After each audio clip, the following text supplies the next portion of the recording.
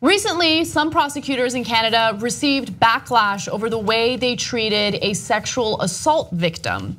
Now, apparently there are sexual assault victims or victims in general that could be imprisoned by prosecutors who want to force them to testify in a case. Now, in this situation, there was an unidentified woman involved who was the victim of sexual assault. She was 27 years old at the time that she was sexually assaulted. And even though she gave no indication that she would not show up to court to testify, the prosecutors decided to imprison her anyway, just to ensure that she would be there, that she would testify against the suspect, and they could close the case.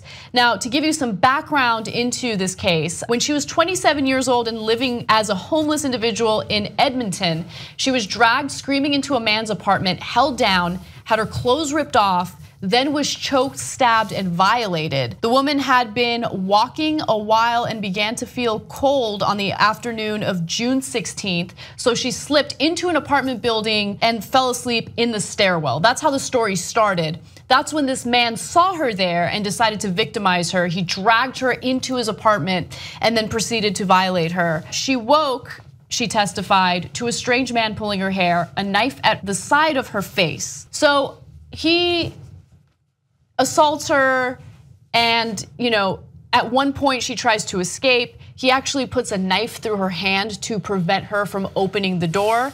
And somehow miraculously, she manages to call 911 and throw the phone across the room and scream about how he had just stabbed her. Luckily, police showed up and they found her in a very terrible condition. When police came, they found blood all over the apartment and the woman. Court records describe an emergency room. Doctors report on the woman's mental state. She was fluctuating between falling asleep and crying. And so it's a terrible story. And of course, as a prosecutor, you would want justice in this story. But things really did take a turn for the worst. For 5 days in 2015, as the woman testified against and helped convict the man, Lance David Blanchard, of kidnapping and aggravated sexual assault, she was actually locked up alongside him, as much a prisoner as her attacker. They were brought from jail to court in the same prison van. Sometimes they were held in nearly adjacent cells. The woman testified in leg shackles,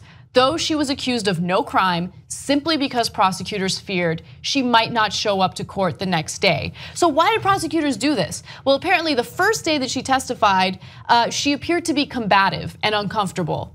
Maybe it's because she's testifying against a man who's in the courtroom who had just violated her in the worst ways possible. So anyway, the way that they treated her was terrible, and this is not something that just happened in Canada and it's an isolated incident. There have been cases in the United States as well where similar actions have been taken against the victim.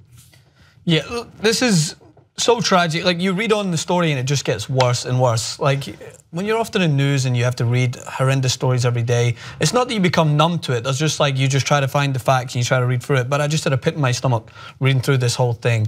The first thing is, like, to imprison someone because you feel that they might not testify. Like, there's a reason why sexual assault victims is still one of the least reported crimes. Like, you're gonna to try and get them to come forward and speak out against a perpetrator.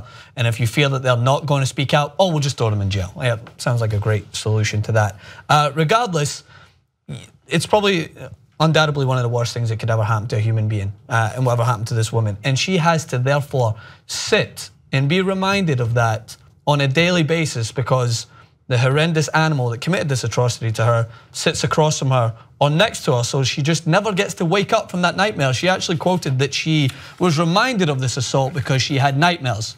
Well, just way to go, the Justice Department, for hitting home that nightmare by making it an actual living experience every single day throughout those days that she was held captive. Yeah. Like, that is just absolutely absurd. Not to mention the process of testifying in one of these cases is so terrible, because not only do you have to relive the experience and your account to the before the court, but also the defense counsel then has to discredit you for everything. Right. And then brings, I mean, just watch it in the Cosby trial.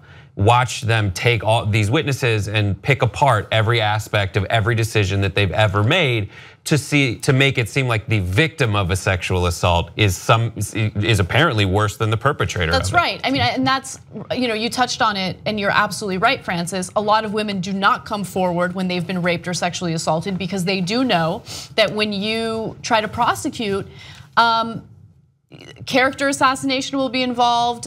People will doubt you, deny you. And look, that's part of the way our justice system works, right? People are innocent until proven guilty. However, there was no indication that this woman was going to refuse to testify.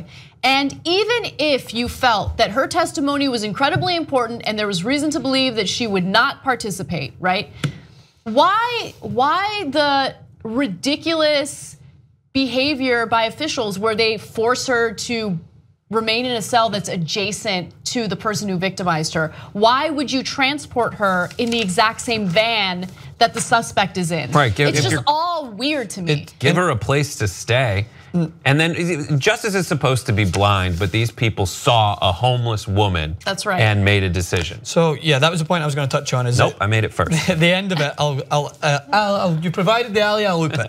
At the end, it says, Ganley also wondered whether the woman's race and circumstances, Korean homeless, played a role. Do you think, let me just paint a little picture. We have a white, middle-class woman coming into this situation who's been sexually assaulted, and character assassination will happen because that's just what happens in court. But therefore, she is seen acting combative and aggressive and upset that someone who's violated her, as you mentioned, in every way possible, is sitting in front of her, so she has to be reminded of that. Do you think she's going to be put in a cell and be forced to be reminded of that situation for days? Will she Absolutely not. Will she be placed in shackles as she testifies? Really, you're gonna place her in shackles? At least they apologize. And it doesn't make up at all. But I mean, it's so sad. You're right, it gets worse and worse. It turns out that this victim got accidentally shot and killed. Jesus Christ. It's terrible, and they had to apologize to the mother. So that's the final horrendous part of this story. Before justice could be served, before this man was convicted for his crimes, and he was convicted on all counts, a friend of hers, a male friend of hers, had accidentally shot her and she died as a result. So she didn't even get to see justice carried out. And it's such a horrific story. And it's important for people who are involved in the justice system, whether it's in Canada or the United States, to really understand who the victim is in this case, right? Or who the potential victim is in this case. And if you have reason to believe, based on what police experienced when they showed up and they saw her bloodied and beaten, if you have reason to believe that she was victimized, don't further victimize her. It doesn't really bode well if you're trying to argue that there's a justice system in place. Yeah, and if she's not gonna show up, it's her. That's her choice. And also you can hold her in contempt, I mean in America, you hold them in contempt later and you deal with it after that. But it's just so much extra and unnecessary stuff to put someone through who's been through so much already. Like after putting her in one night in jail, she actually apologized for something that she probably shouldn't have to apologize for in the first place. So she apologized and basically begged them that she could be released until the days-long hearings were over. Because obviously the things that was going on, she had to face a perpetrator, the jail food was terrible. She said she had to shower in places that was disgusting. And there were feces everywhere. And they were like, nah, we're gonna keep you here for another few more days just to make sure that you can live through this nightmare some more. You don't like ads? Well, I hear you, brother. Did you know that you can become a Young Turks member, get the full 2-hour show every day on demand, plus so many other network shows, all ad-free for just $10 a month? Give it a shot right now, TYTnetwork.com/join.